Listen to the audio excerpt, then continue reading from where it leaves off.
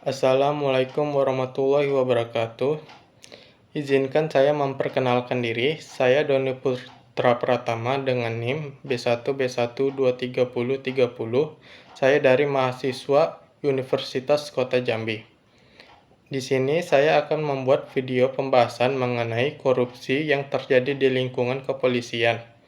Alasan saya membuat video ini untuk melengkapi ujian akhir semester di mata kuliah korupsi dan pemerintahan. Langsung saja, untuk materi yang pertama, saya akan menjelaskan latar belakang korupsi di lingkungan kepolisian. Untuk awalannya, saya akan membahas apa itu korupsi. Korupsi sendiri adalah suatu masalah krusial yang masih menjadi tantangan besar bagi banyak negara, termasuk di Indonesia. Tindakan ini tidak hanya menyebabkan kerugian yang finansial bagi negara, tetapi juga merusak sistem hukum dan mengikis kepercayaan masyarakat terhadap lembaga pemerintahan. Dari berbagai kebijakan dan tindakan hukum yang diambil di korupsi di Indonesia, masih menjadi masalah yang serius yang merusak berbagai sektor, termasuk di institusi kepolisian yang seharusnya menjadi pelindung dan penegak hukum. Berdasarkan survei Transparency International tahun 2003, Indonesia menempati posisi yang rendah dalam indeks persepsi korupsi dibandingkan negara-negara lain di Asia Tenggara, dengan sektor kepolisian termasuk salah satu yang paling rawan korupsi. Kewenangan kepolisian yang luas dan terkadang tanpa batas, pengawasan memberikan peluang besar terjadinya penyimpangan dan pelanggaran, termasuk korupsi dan pelanggaran hak asasi manusia. Baik, pembahasan selanjutnya saya akan membahas tentang modus-modus korupsi yang terjadi di lingkup kepolisian. Untuk modus yang pertama adalah penyalahgunaan wewenang atau abuse of power. Di sini oknum polisi menggunakan otoritasnya dan diskresi yang dimilikinya untuk kepentingan pribadi atau kelompok, seperti memanipulasi proses hukum, menunda penanganan kasus, atau mengamankan pelaku tertentu. Contoh nyatanya itu pernah terjadi dalam kasus Joko Chandra, di mana sejumlah petinggi Polri terlibat dalam pembuatan surat jalan palsu dan penghapusan Red Notice Interpol untuk melindungi buronan kelas kakap, di mana tindakan ini dilakukan dengan memanfaatkan jabatan dan jaringan internal Polri untuk menguntungkan diri sendiri dan pihak tertentu. Untuk modus yang kedua ada suap atau bribery. Suap ini dilakukan oknum polisi dengan menerima uang atau barang dari pihak yang berperkara agar mempermudah, memperlambat, atau mengamankan proses hukum. Kasus suap ini pernah terjadi saat pengadaan alat simulator SIM tahun 2011, di mana menyeret dua jenderal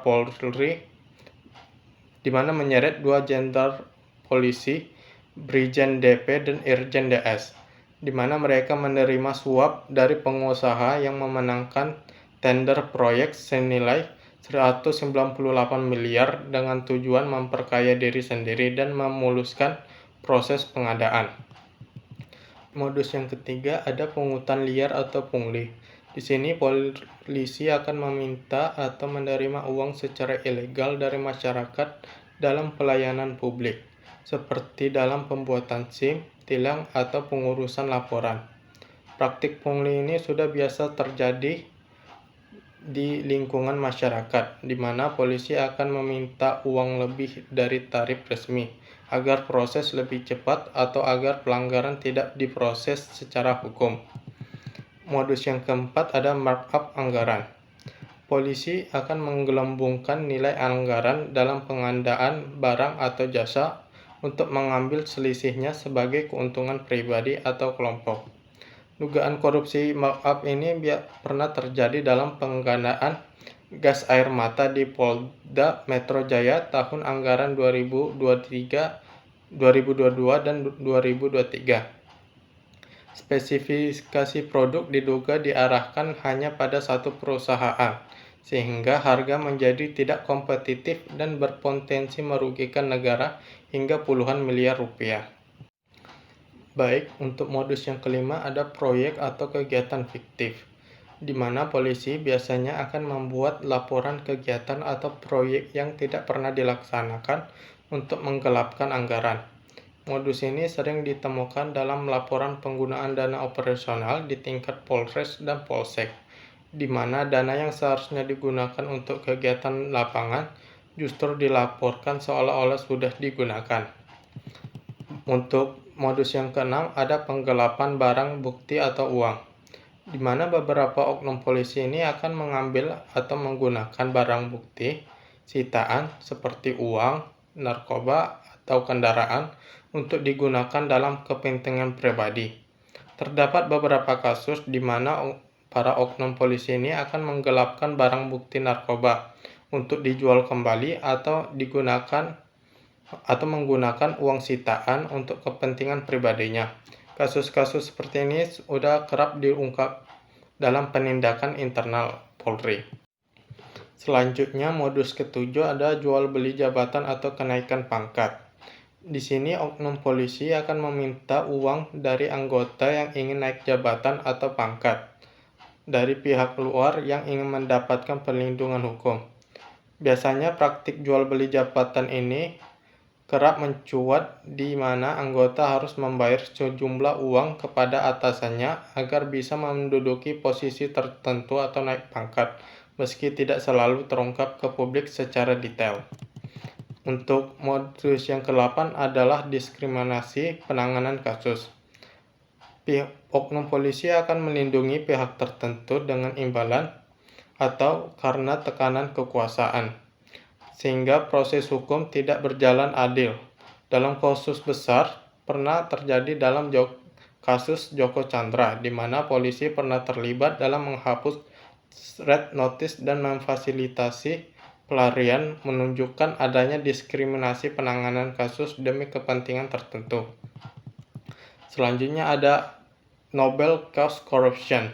Di sini polisi akan menerima uang atau hadiah dengan dalih untuk kepentingan satuan atau operasional, bukan untuk kepentingan pribadi, seperti biaya bensin atau konsumsi saat operasi. Biasanya polisi akan menerima sejumlah uang dari masyarakat atau pelaku dengan alasan untuk biaya operasional, patroli, atau konsumsi personel saat operasi lalu lintas, yang pada akhirnya akan menjadi pembenaran untuk menerima gratifikasi. Untuk modus yang terakhir ada slippery slope atau gratifikasi kecil yang berulang.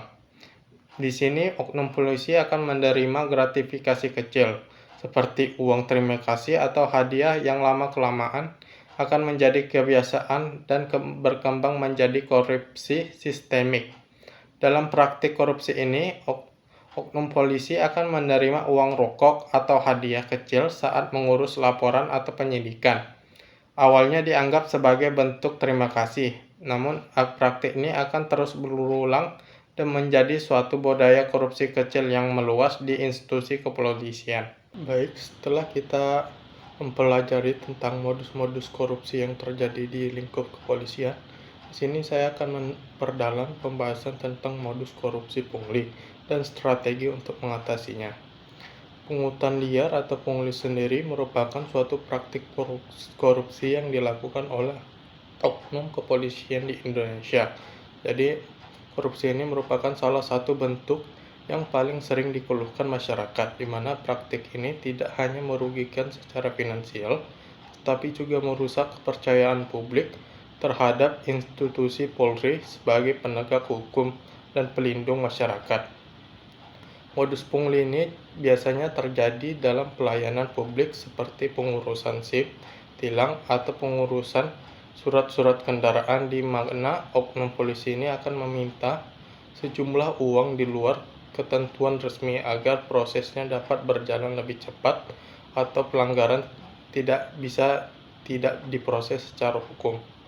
Praktik pungli oleh aparat kepolisian ini biasanya terjadi karena adanya celah dalam sistem birokrasi dan lemahnya pengawasan internal. Oknum polisi ini biasanya akan memanfaatkan kewenangan dan posisi strategisnya terutama di bidang pelayanan publik untuk meminta atau menerima uang secara ilegal dari masyarakat. Motif utama pungli ini dilakukan polisi untuk keuntungan pribadi semata, baik berupa uang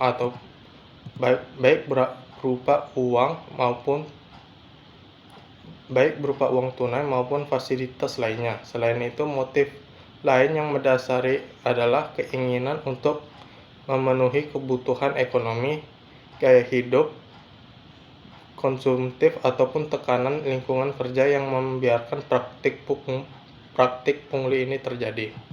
Di sini saya akan membahas strategi yang bisa kita lakukan untuk mengatasi modus korupsi pungli ini. Modus korupsi pungli ini yang pertama itu ada penguatan pengawasan internal, di mana kita menempatkan personel profesi di setiap ruang pelayanan untuk mengawasi langsung praktik pelayanan publik dan mengoptimalkan penggunaan teknologi seperti CCTV di ruang pelayanan dan aplikasi pelaporan online untuk memantau aktivitas petugas secara real time. Yang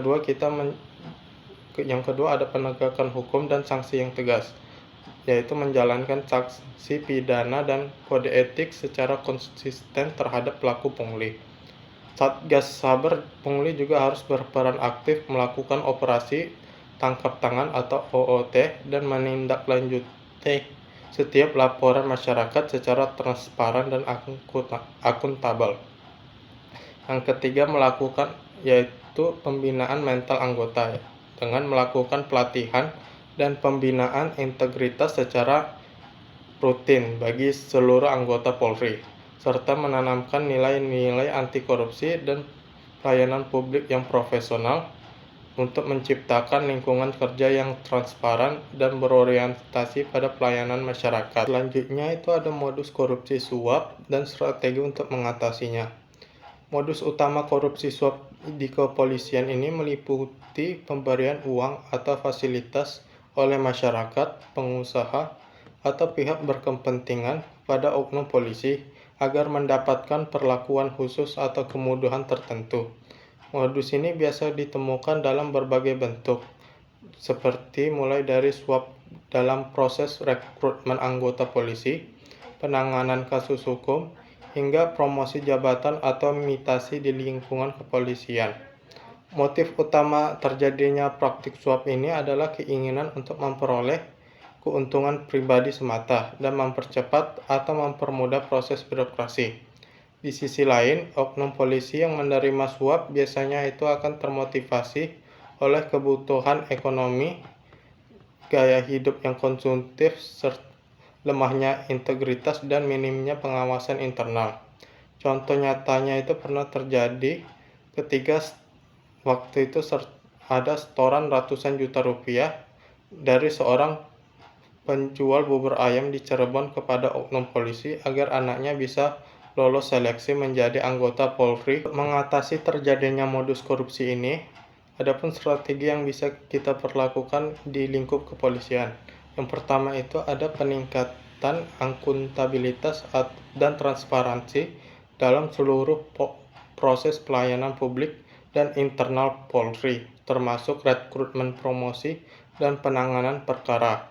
Yang kedua ada penguatan pengawasan internal serta penerapan sanksi tegas dan konsisten terhadap pelaku, baik di tingkat bawah maupun atasan yang terlibat. Yang ketiga adalah mendorong pelaporan masyarakat atau public complaint dengan perlindungan terhadap pelapor agar tidak takut akan ancaman atau represi.